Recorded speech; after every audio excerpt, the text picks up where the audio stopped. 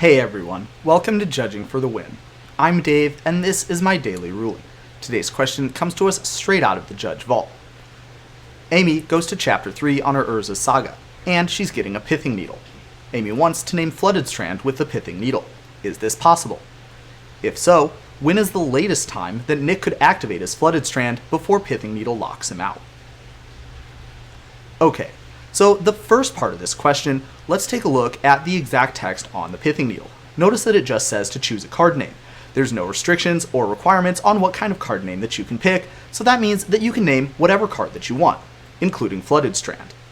Now, there is another kind of interesting and related part of this question that I didn't explicitly ask, and that is whether the naming the Flooded Strand would actually do anything at all. I think it's pretty well known that if you name Island with Pithing Needle, then you can still go about tapping all of your islands for blue mana, and the Pithing Needle isn't going to do anything at all against that. This is of course because tapping the islands for blue would be a mana ability, and Pithing Needle specifically says that it doesn't stop mana abilities. So the question really becomes, is the Flooded Strand fetch ability a mana ability or not? And the answer to that is it is not a mana ability. The reason for this is because in order to count as a mana ability, an activated ability, such as Flooded Strands, needs to fulfill 3 specific criteria. 2 of them it works through just fine. However, the one that says that you need to add mana directly to a player's mana pool, well, that one is going to be a little bit of an issue. Even though getting an extra land into play is certainly going to increase the player's access to mana, it doesn't directly physically put mana into any player's mana pool. And so that means the Flooded Strand does not meet this criteria, and so therefore it is not a mana ability. So with that, we have the first part of our question. Amy can indeed name Flooded Strand with Pithing Needle, and if she does so, then it's not going to be possible to fetch with any Flooded Strands as long as Pithing Needle is out. Now let's take a look at the second part of the question, which is when's the latest time when Nick would be able to fetch using his Flooded Strand if Amy makes this play. Now, the first thing that I want to talk about is a little bit about how the Pithing Needle enters the battlefield and how you choose a card name with it. As you can see, the Pithing Needle is worded as Pithing Needle enters the battlefield, and that templating indicates that we have a replacement effect. Therefore, the entire event of Pithing Needle entering the battlefield is going to get replaced with Pithing Needle entering the battlefield and choosing a card name. There's no point in time at which the Pithing Needle is on the battlefield and there hasn't been a name chosen for it. In fact, the point in time where you actually specifically say a name is a little bit before the Pithing Needle actually enters the battlefield at all. This would be different if Pithing Needle were worded differently. For example, if it said something like, when Pithing Needle enters the battlefield, choose a card name. That would indicate that it has a triggered ability. I made an entire video where I talked about the exact differences in between these and what some of the consequences were, and I'd encourage you to check that out if you'd like a little bit more detail. Suffice it to say, for this question, the only thing we really need to know is that Pithing Needle's wording, as printed, indicates that it has a replacement effect, and that replacement effect means that there's no point in time at which the Pithing Needle is on the battlefield where there isn't a card named with Pithing Needle. So, with that, we're almost all the way through. With our discussion that we just said, we can confidently say that there's no way Nick can activate that Flooded Strand after the resolution of the Urza Saga Chapter 3 ability. However, let's also recall that we said the Flooded Strand's activated ability does not qualify as a mana ability.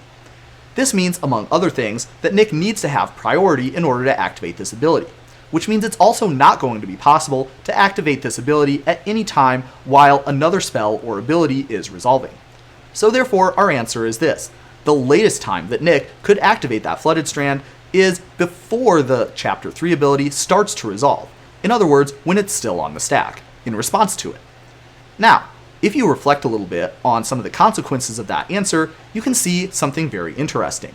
There's no point in time in between when Nick knows that Amy is fetching a Pithing Needle and when Nick cannot fetch with his Flooded Strand due to the Pithing Needle shutting it off.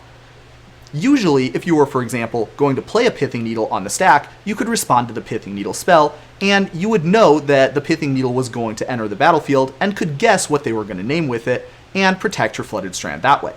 However, there's no way to do this play given that you're getting the Pithing Needle with an Urza Saga, because there's no point in time when the opponent knows for sure what you're fetching with the Urza Saga until after you physically show that card to them. Therefore, you've got a little bit of extra mind games that you can play around with. If your opponent guesses that you're going to get a Pithing Needle with Urza Saga and uses all their fetch lands in response, then you still get to make a decision about what you're getting with the Urza Saga.